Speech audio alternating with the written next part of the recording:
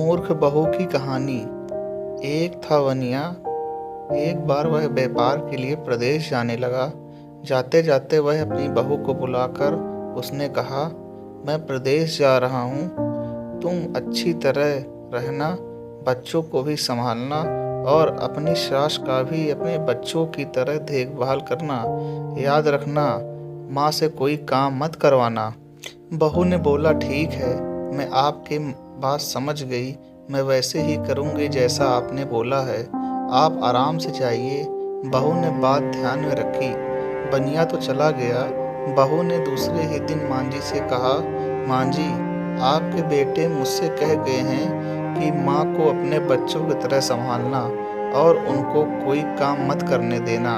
अब आप घर का कोई काम मत कीजिए, आप तो इन बच्चों के साथ खेलिए, खाइए और मौज करिए। मांझी गहरे सोच में पड़ गई। फिर बोली, बहू ठीक है, अब मैं ऐसा ही करूँगी। कुछ दिनों के बाद बहू ने अपने बेटी के कान छिदवाए। उस समय बहू को अपने पति की यह बात याद आई कि माँ को बच्चों की तरह ही संभालना है। इसलिए बहू ने मांझी के कान छिदवाने की बात सोची। उसने मांझी से कहा, मांझी चलिए, आपके कान छिदवाने हैं। सुनकर मांझी घबरा गई। उन्होंने बहू से कहा, बहू, मुझे अपने कान नहीं छिदवाने हैं, क्या अब मैं इस बुढ़ापे में कान छिदवाऊंगी? बहू बोली, जी नहीं मांझी, आपको तो यह करना ही होगा। मैं नहीं चाहती आपका बेटा मुझसे कहे, इसलिए मैं अच्छे से देखभाल करूंगी।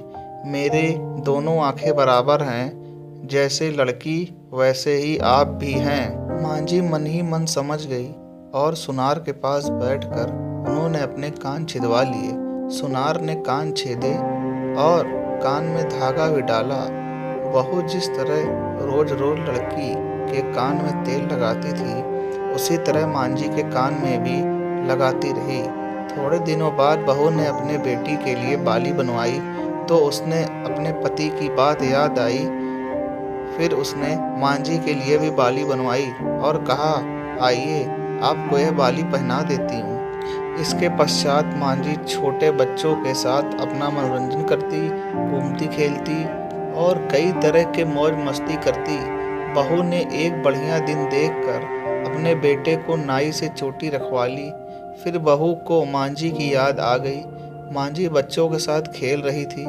उन्हें वहां से बुलवा लिया और कहा, मांझी आइए, नाई के सामने बैठिए, अपने लड़के की तरह मुझे आपके सिर पर भी चोटी रखवानी है। जब गोविंद के चोटी रखवाई है तो आपके क्यों न रखवाऊं, इसलिए आप जल्दी आइए। मांझी ने बहू को बहुत समझाया पर बहू टस से मस ना हुई। आखिर मांझी नाई के सामने बैठी और उन्होंने अपने सिर पर चोटी रखवाई। बहू ने गोविंद को और मांझी को तो बोला, वही किया उनके साथ।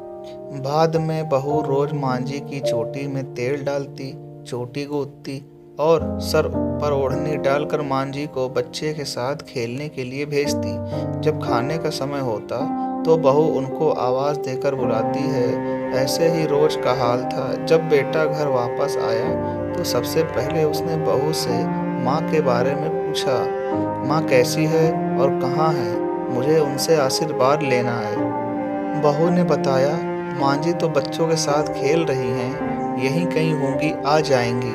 बेटे ने पूछा, क्या कहते हो, माँ गली में खेलने गई है? गली में तो बच्चे खेलते हैं, क्या बूढ़ी माँ कहीं खेलने जाती हैं? बहू ने कहा, मैं तो माँ को खेलने के लिए भेजती हूँ। आपने कहा था कि माँ का बच्चों की तरह ख्याल रखना। मैंने तो लड़की की तरह ही माँ के भी कान छिदवाए और कानों में बालियां पहनाई। जब लड़के की चोटी कटवाई तो मैंने माँ के भी चोटी रखवाई। जब मैं सबको खेलने भेजती हूँ तो माँ को क्यों ना भेजूँ? मुझको सब साथ साथ एक सा व्यवहार करना चाहिए। पति समझ गया कि उसकी मूर्ख स्त्री की अकल का दिवाला निकल गया है। बाद में पति के कहने पर बहू ने माँ को पुकारा, माँ कहाँ पर हो, जल्दी आओ। मांझी गली से खेलती खेलती आई और अपने बेटे को देखकर आंखों में आंसू छलकता आया। माँ की हालत देखकर बेटा भी दुखी हो उठा। बहू की मूर्खता के लिए बेटे ने माँ से माफ़ी मांगी और बहू को बड़ी उल्टी सीधी सुनाई। दोस्तों, ये कहानी अगर आपको पसंद आई हो, प्लीज़ चैनल को सब्सक्राइब कर दीजिए, वीडियो को लाइक कर दीजिए और अपना कमेंट ज़रूर भेजिए। थैंक यू, धन्यवाद।